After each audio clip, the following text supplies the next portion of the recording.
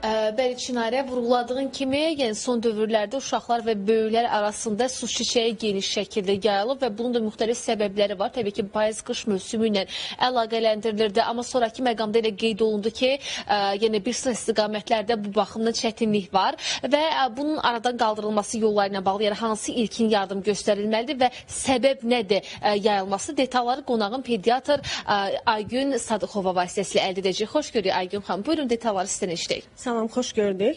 Deməli, dediyiniz kimi son vaxtlar uşaqlar arasında virus infeksiya içərisində yoluxucu olan, kəskin yoluxucu olan, xüsusilə də uşaqlar arasında, bağça yaşlı uşaqlar arasında daha çox yayılan su çiçəyi infeksiyası yayılmışdır. Su çiçəyi infeksiyası deyəndə nə olur uşaqlarda? Bir uşaq digər uşaqla, xəstə uşaqla təmasda olandan hardasa 7 gündən 21 gün arasında yoluxma baş verə bilər. Yoluxmanın hansı şikayətlərin özünü göstərmiş olur?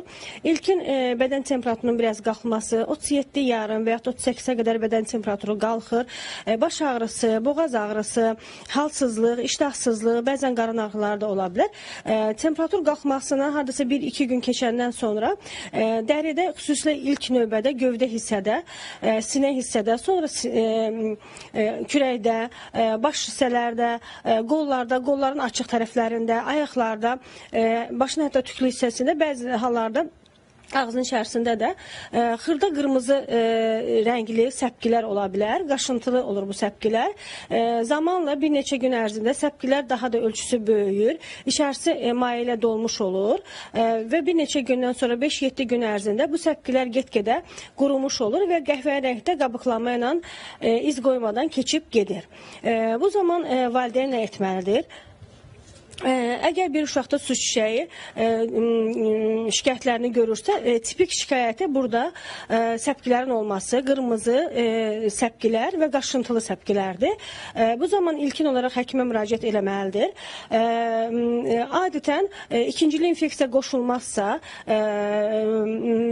xəstəlik öz-özünə sağala bilən bir xəstəlikdir. Antibiotik verilməsinə ehtiyac görülmür. Adından bəlli olduğu kimi virus xəstəliyi olduğuna görə hansı şikayətlər varsa həmin şikayətlərin qabağı alınır. Temperaturu qalxıbsa temperatur salan dərmanlardan istifadə olunur. Bol maye içilir. Səpkilər çox qaşınma verərsə, qaşınmanı azaltmaq üçün kremlərdən və yaxud da ki damla və yaxud siruplardan istifadə olunur.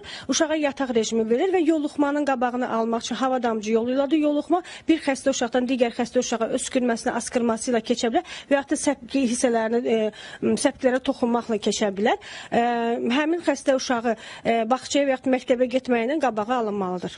Təşəkkür edirəm informasiyaları bizimlə və tamaşaçılarımızla paylaşdığınız üçün. Bəli, ilkin olaraq hər hansı bir həkim məsləhəti olmadan özbaşına edilən müdaxilə insan sağlamlığına ciddi şəkildə zərər vura bilər və geri dönülməz fəsadlara yol aça bilər. Bu baxımdan da ilkin olaraq elə mütləq şəkildə həkimə müraciət etmək lazımdır. Çatdıra biləcəklərimiz bu qədərdir. Sözü yenidən sizə ötürürəm.